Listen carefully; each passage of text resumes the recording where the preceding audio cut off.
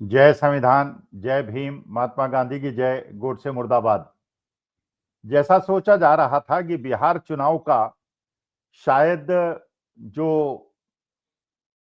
Trend है उसका अध्ययन करने के बाद भारतीय जनता पार्टी ये निर्णय लेगी कि चुनाव आयोग का कैसे उपयोग करके एसआईआर करा के कैसे वो पूरे हिंदुस्तान में लोकतांत्रिक प्रक्रिया को ठप करा के और चुनाव आयोग जो उसी के द्वारा नियुक्त चुनाव आयोग है उसके माध्यम से चुनावों को प्रभावित करे और सत्ता को अपने हाथ से न खिसकने दे।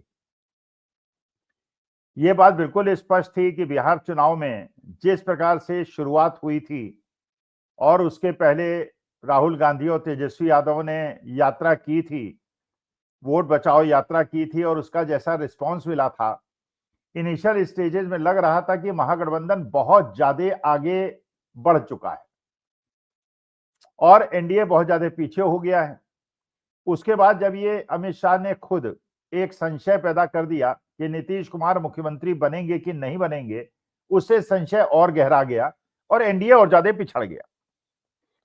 लेकिन उसके बाद जब टिकट के बंटवारे होने लगे, उस समय एनडीए ने एक साइकोलॉजिकल एडवांटेज लिया और ये दिखाने का प्रयास किया कि हमारे यहाँ तो टिकट बंटवारे में कोई समस्या नहीं हुई और देखिए महागठबंधन में कैसे जूता बाजार चल रही है।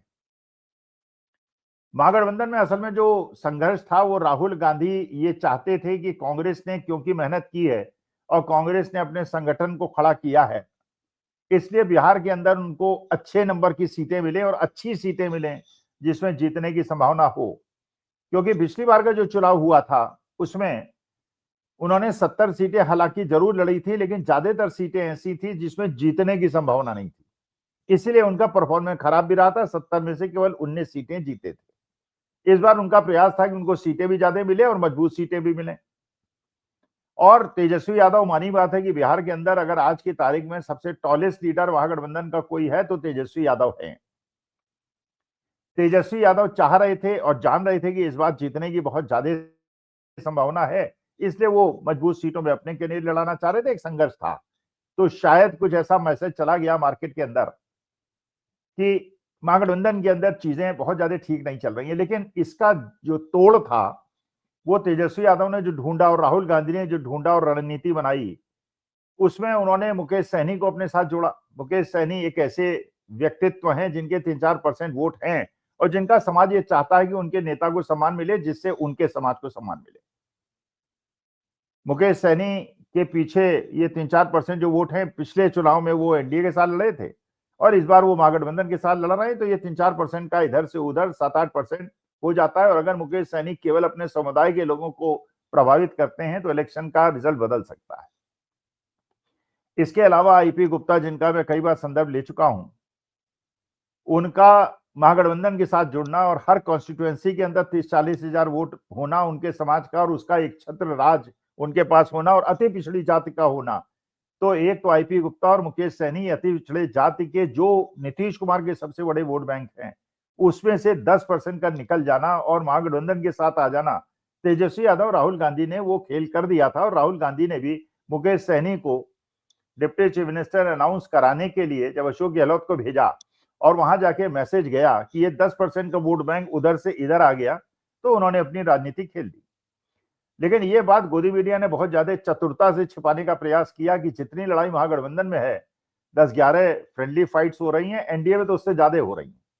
और एनडीए में भी इस बात से बहुत ज्यादा लोग व्यग्र हैं कि जो चिराग पासवान पिछली बार विधानसभा की एक सीट जीते थे, जो बाद में भारतीय जनता पार्टी में चले गए थे विधायक, उनको 29 सीटें किस आधार पर दे दी गई।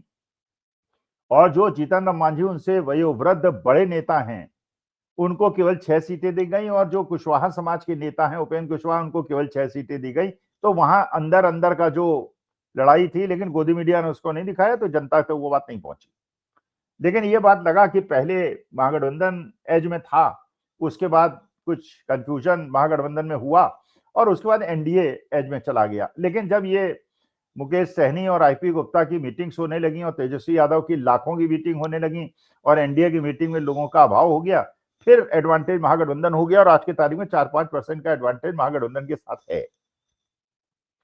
अच्छा, ये भी दिखाया गया कि राहुल गांधी कोलंबिया क्यों जा रहे हैं, बाहर क्यों जा रहे हैं, बिहार क्यों नहीं जा रहे हैं। तो वो ये जानते थे कि छठ की पूजा के पहले बिहार में जाने का कोई तात्पर्य नहीं है, क्योंकि वहां के लोग इतना ज्यादा छठ को मनाते हैं बिहार के लोग, कि उस समय वो इधर उधर बहुत ज्यादा ध्यान नहीं देते। अब छठ की पूजा खत्म हो गई है और उसके बाद राहुल गांधी 29 तारीख को और प्रियंका गांधी तेजस्वी यादव के साथ जो तूफानी दौरे करेंगे और 10-15 मीटिंग ज्वाइंट लेंगे, उससे पूरी फिजा बदलने की संभावना है। अच्छा, अब असली प्रश्न ये उठता है, ये तो मैंने बताया जो हालात है बिहार के, लेकिन एसआईआर का अचानक घोषणा कर देना चुनाव आयोग का, इसके क्या एडवांटेज हैं और क्या डिसएडवांटेज है, उन्होंने ऐसा क्यों किया? एनडीए को फायदा पहुंचाने के लिए किया, ये तो जरूर होगा, क्योंकि मानी बात है कि भारतीय जनता पार्टी के रणनीतिकारों ने सोचा होगा कि चुनाव क्योंकि हाथ से निकल रहा है और अगर ईमानदारी से चुनाव हो गया तो महागठबंधन जीत जाएगा, तो एक दहशत का माहौल पूरे देश के अंदर बनाना है और लोगों को मैसेज देना है कि देखिए एसआर के माध्यम से इलेक्शन तो हम ही जीतेंगे, तो इससे बेहतर है कि आप हमारे साथ ही लगे रहिए, दूसरी तरफ मत जाइए। अब बिहार का चुनाव अगर महागठबंधन जीत गया तो उन लोगों को मैसेज मिलेगा कि नहीं, इंस्पाइट ऑफ द फैक्ट कि ये बीमारी करेगा चुनाव आयोग, इसके बावजूद महागठबंधन जीत सकता है तो हम भी जीत सकते हैं। तो वह भारतीय जनता पार्टी की हालत खराब हो जाएगी। लेकिन स्टेक्स आर वेरी हाई।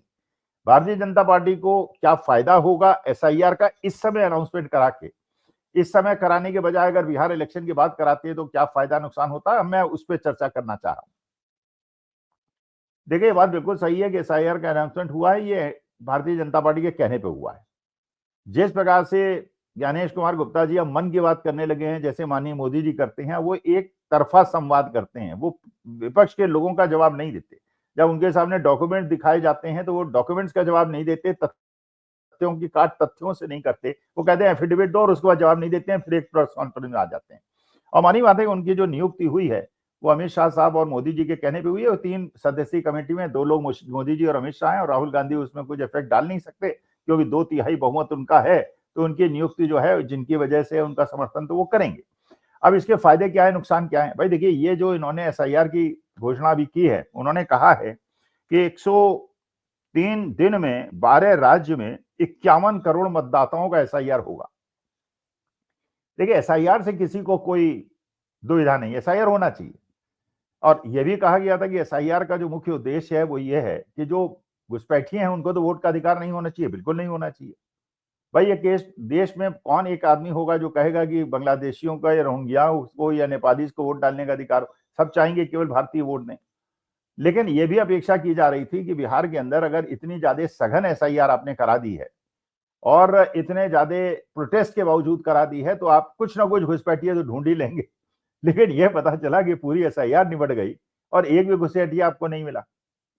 तो घुसपैठिए अगर आपको नहीं मिले, और घुसपैठियों को निकालना या उन्हें आइडेंटिफाई करना ये होम मिनिस्ट्री का काम है, चुनाव आयोग का काम नहीं है। लेकिन इसके बावजूद अगर घुसपैठिए की संख्या बार बार पूछने पर अपोजिशन के चुनाव आयोग नहीं बता पा रहा है, इसका माने उद्देश्य घुसपैठिया ढूंढना नहीं है, कुछ और है। और अपोजिशन को चोट पहुंचाना है और सत्ता पक्ष को फायदा पहुंचाना है। अगर कोई लोग ऐसे हैं देश के अंदर, 5% लोग भी ऐसे हैं जो हैं तो हिंदुस्तानी, दसियों पुश्तों से हिंदुस्तान में रह रहे हैं, यहीं खाया पिया ही रहेगा, लेकिन क्योंकि गरीब हैं, क्योंकि उनके कागज जो है बाढ़ में बह गए हैं और क्योंकि उनके पास कागज नहीं उपलब्ध है, इसकी वजह से उनका वोटिंग अधिकार छीन लिया जाए, तो मैं तो नहीं समझता ये कोई उचित बात है।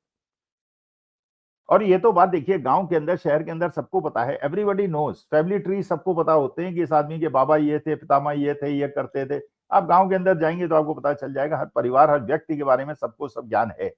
तो ऐसा व्यक्ति जो दसियों पुश्तों से भारतवर्ष के अंदर रह रहा है, जस्ट बिकॉज उसके पास कागज नहीं है, अगर उसकी नागरिकता खत्म करके उसका वोटिंग का अधिकार खत्म कर दो, ये तो बहुत गलत बात है, ये तो देश के साथ अन्याय है। और अब तो पता चल रहा है कि प्रशांत किशोर की भी 2 वोटिंग कार्ड है। तो प्रशांत किशोर जो शुचिता की बात करते हैं, उनके साथ ही है। भाई मानी बात है कि अगर मान लीजिए किसी भी व्यक्ति के 2 वोटिंग कार्ड हैं, तो हमें क्या पता, जो पहले हम रहते थे और वहां हमारा वोटिंग आधार कार्ड बना था और हमने उसको कैंसिल नहीं कराया, क्योंकि जब ट्रांसफरेबल लोग होते हैं, सरकारी अधिकारी होते हैं, प्राइवेट नौकरी में काम करने वाले होते हैं, कई जगह ट्रांसफर होता रहता है, नए वोटिंग आर्डर और पुराना नहीं काटते हैं, तो ये कोई अपराध तो है नहीं। ये तो चुनाव आयोग का काम था कि यूनिक आइडेंटिफिकेशन नंबर से एक ही वोटर आईडी कार्ड इश्यू होता। लेकिन इस आधार पे तो अब ये प्रश्न, अच्छा, ये ममता दीदी ने भाप लिया तो ममता दीदी ने क्या किया वो जानती हैं ममता दीदी, और ये सारे अपोजिशन के, लेकिन ज्यादातर मुश्किल ये है जिन स्टेट्स में वो काम किया जाए और उसमें ज्यादातर भारतीय जनता पार्टी की सरकार है। अच्छा, भारतीय ये भी पता है कि एसआईआर में जो सबसे ज्यादा रोल होता है वो सरकारी अधिकारियों कर्मचारियों का होता है, और सरकारी अधिकारी कर्मचारियों के ऊपर राज्य सरकार का और स्टेट गवर्नमेंट का बहुत ज्यादा कंट्रोल होता है। तो उसमें अगर स्टेट गवर्नमेंट के एम्प्लॉय तेलंगाना में, कर्नाटका में, बंगाल में, हिमाचल प्रदेश में, पंजाब में अगर यहाँ पे एसआईआर कराएंगे और वहां के एम्प्लॉय जो है अपनी अपोजिशन की सरकार के लोगों के लिए काम करेंगे, तो उसमें एसआईआर जो है बीजेपी के अगेंस्ट जा सकती है। लेकिन क्योंकि ज्यादा स्टेट में भारतीय जनता पार्टी की समर्थित सरकार है, जैसे बिहार के अंदर उनकी समर्थित सरकार थी, उन्होंने उसका एडवांटेज लिया, अधिकारी भी उनके साथ थे, कर्मचारी भी उनके साथ थे, एएलओ की बात नहीं सुनी गई, फायदा उठा लिया। तो ममता बनर्जी ने वहां पे 550 अधिकारियों का ट्रांसफर कर दिया जैसे ही उन्हें पता चला कि एसआईआर की घोषणा हो गई है। अब मानी बात है कि अपने मनपसंद अधिकारियों को अगर आप कर देंगे तो चुनाव आयोग कितने लोगों को ट्रांसफर कर देगा? 1 को कर देगा, 2 को कर देगा, 5 को कर देगा, 10 को कर देगा। और जब सरकारी अधिकारी आपके साथ होंगे, मान लीजिए अगर ये सरकार बिहार के अंदर तेजस्वी यादव चीफ मिनिस्टर होते, तो मानी बात है कि जितने एसआईआर प्रक्रिया में संलग्न होते वो तेजस्वी यादव को रिपोर्ट करते अपने ट्रांसफर पोस्टिंग के लिए, तो वही करते जो तेजस्वी यादव चाह रहे थे। इसीलिए भारतीय जनता पार्टी चाहती है कि ज्यादातर स्टेट गवर्नमेंट उनके हाथ में आ जाए, जिससे पुलिस एडमिनिस्ट्रेशन भी उनके साथ आ जाए और स्टेट मशीनरी भी उनके साथ आ जाए, जिसका दुरुपयोग इन सब चीजों पे कर सके। अब एक फायदा ये जरूर हो गया कि एक कंफ्यूजन मचा दिया आज की तारीख में, जितनी अपोजिशन स्टेट्स है उसमें अफरा तफरी मच जाएगी। ये दूसरी बात है कि उत्तर प्रदेश के अखिलेश यादव और डिम्पल यादव बिहार जाके तेजस्वी यादव की मदद करने की कोशिश कर रहे हैं, लेकिन जो ममता बनर्जी एक्सपेक्टेड थी कि आएंगी और मदद करेंगी, जब उनके यहाँ एसआईआर होगी तो मानी बात है उनका दिमाग तो उधर लगा रहेगा कि भैया मेरे स्टेट में लोग कितनी हेराफेरी ना कर लें। लेकिन उन्होंने एक तो एक पुख्ता काम कर लिया कि वहां पे अपने अधिकारी उन्होंने पोस्ट कर दिए। लेकिन इसका डिसएडवांटेज सबसे बड़ा जो एनडीए को होने की संभावना है, जो मुझे लगता है वो ये है कि अभी तक राहुल गांधी, तेजस्वी यादव जो वोट बचाओ यात्रा में लोगों से कह रहे थे कि वोट चोरी करने का वो है, ये तो मान पक्की है। शुरुआत में अगर आधार कार्ड को आधार ना बनाया गया होता और लास्ट मोमेंट में सुप्रीम कोर्ट ने उसको आधार कार्ड को इंक्लूड ना किया होता तो 2 करोड़ लोगों के नाम कट जाते। अब करीब 60-62 लोगों के नाम कटे हैं। अच्छा, नाम जुड़े जो हैं वो भी ऐसा पता चल रहा है कि पहली बार 100 साल की और 80 साल के लोग जो हैं वोट डालने का अधिकार मांग रहे हैं। और ये सारी और जीरो एड्रेस दुनिया भर की, जी एक मकान में 100 वोटर और एक ही मकान के अंदर अलग अलग धर्म और जात के लोग, कंफ्यूजन बहुत ज्यादा है। लेकिन अब ये इश्यू जो डेड हो गया था, वोटर अधिकार, क्योंकि चुनाव आ गया था, चुनाव आगे बढ़ गया था, तो इससे एनडीए को बहुत ज्यादा नुकसान होने की भी संभावना है। और जो चीज लोग भूल चुके थे कि एसआईआर में किस प्रकार के षड्यंत्र हुए हैं, अब राहुल गांधी और तेजस्वी यादव की जो एक मूवमेंट उन्होंने चलाया था जो खत्म हो गया था, वो दोबारा पकड़ लेगा। तो मुझे ये नहीं समझ में आ रहा है कि चुनाव आयोग ने जो भारतीय जनता पार्टी का फायदा पहुंचाना चाहती थी, उस मुद्दे को दोबारा गर्म करके बिहार के अंदर एनडीए का नुकसान क्यों किया। या तो ये है कि दुबे जी बनने गए थे चौबे जी बनने गए थे छब्बे और बन गए दुबे, उस प्रकार की चीज है। ये आधी चोर पूरी को धावे, न आधी पावे न पूरी पावे, उस प्रकार की कहावत सिद्ध हो रही है। लेकिन मुझे लगता है कि ये जो एसआईआर की घोषणा की है, इससे एक मुद्दा जो खत्म हो गया था, जो राहुल गांधी और तेजस्वी यादव का, वो पुराना वो हो जाएगा। और जो सारा का सारा अटैक था चुनाव आयोग के अगेंस्ट, चुनाव आयोग ने खुद कहा है कि आ बैल मुझे मार। नमस्कार, धन्यवाद, प्रणाम।